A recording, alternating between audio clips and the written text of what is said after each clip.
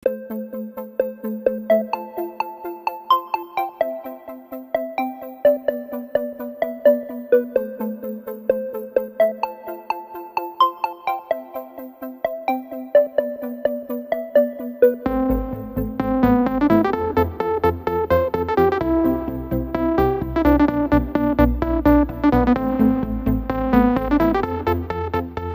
күткен осы жарысқа командамызды тыңғылықты дайындап келдік. Жарыс өте жоғарғы дәрежеде өтті.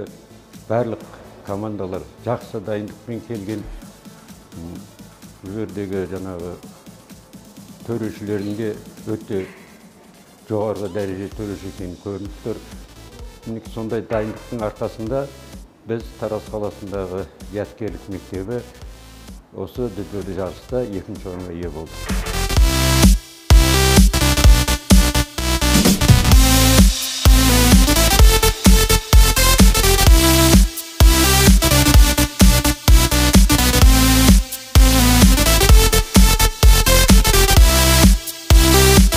Жеңіске жеткен командаларды тағы бір рет дербес білім беру ұйымы атынан құттықтаймыз.